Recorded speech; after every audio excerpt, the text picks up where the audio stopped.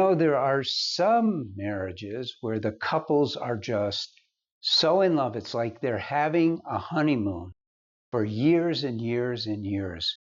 I'm not saying this to brag, but my marriage is like that. It's like we've been married quite a while, and it feels like we're just discovering each other every day. In many ways, I want to help you have that kind of marriage. I'm Paul Friedman. I founded the Marriage Foundation, and I did it because I wanted to give back. I used to be a divorce mediator. In 2001, a couple asked me to help them save their marriage instead of break it apart. And so I tried, and I did a deep dive into marriage, and I discovered some things that were amazing. One of the things that is kind of pertinent to this particular video, one of the things I discovered is that there is no end to the happiness, not that you can have. Listen to me. There's no end to the happiness that you're supposed to have, because marriage is literally designed, created for the purpose of creating happiness. Really. And most people think, well, what does that mean, being wild for each other? Is he talking about sexually? It's part of it, but it's not the main thing. Think of sex in your marriage as the icing on the cake, but a really good cake. Now I'm going to tell you how you do it. And yes, I have a couple of books, Lessons for a Happy Marriage, Breaking the Cycle. You really should have them, and I'm not trying to pitch you on it, but you should learn about marriage. And I also have online courses, one for men and one for women, where I get into it deeply. But here's the point. The point is, when you know what you're doing, it delivers. Your marriage delivers happiness, pure and simple.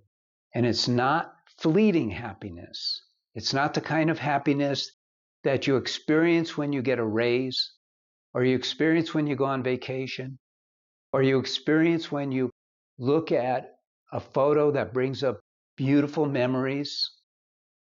You know what it's like? You know when you watch your kids sleeping when they were little, even when they're older? At least it was true for me, and I bet it was true for you too. I've talked to many, many, many people.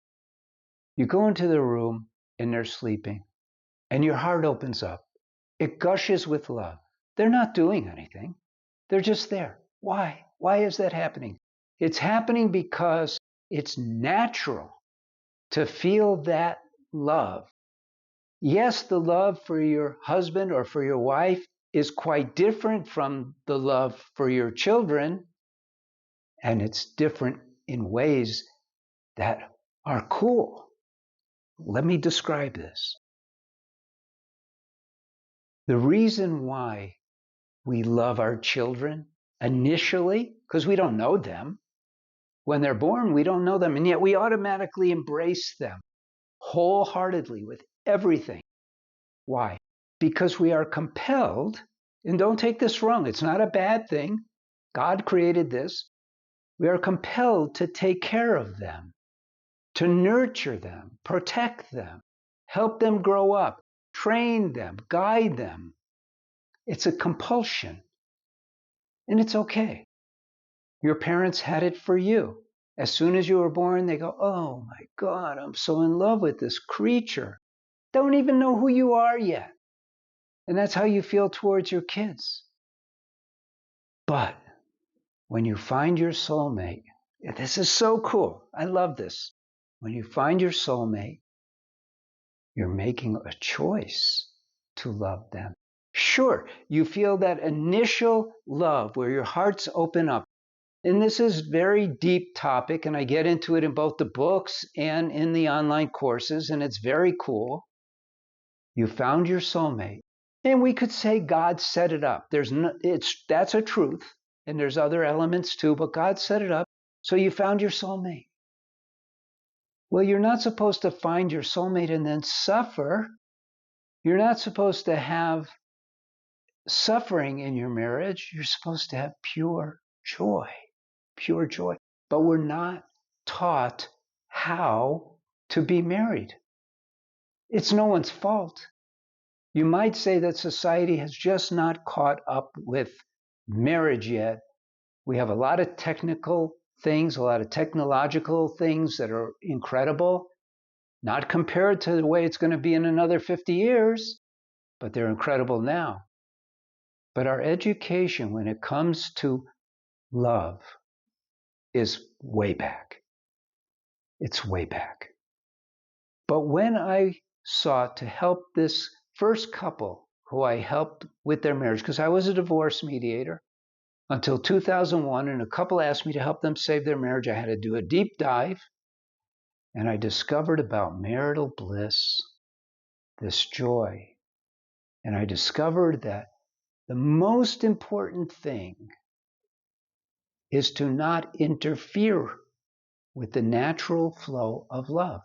Now, you can't stop yourself if you don't understand the whole thing. So it's worthwhile watching these videos that I present on YouTube. So please like this video and subscribe. More so, you should get into one of the books, either Breaking the Cycle or Lessons for Happy Marriage, or get the online course. The point is this: the way you have a marriage where you're wild for each other is by learning enough about marriage. So, it would be like getting behind the wheel of a car when you're 16 years old without any knowledge of driving, without any training whatsoever, and you're going to kill yourself in that car probably.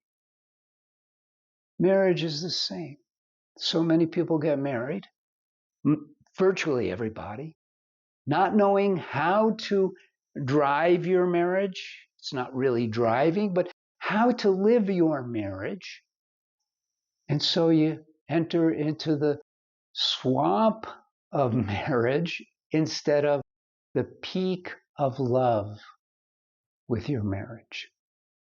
Remember those feelings that you had, not emotional feelings, although they were there too, but remember that feeling of love that you had for your to-be spouse when you first met, and during the dating phase, and even during the courting phase. Remember that?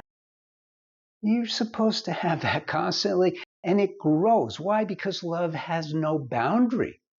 It's an infinite product of God's.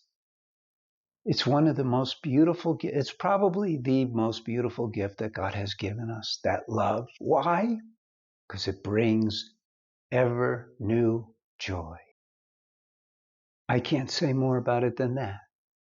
So I hope you liked the video. I hope you subscribed.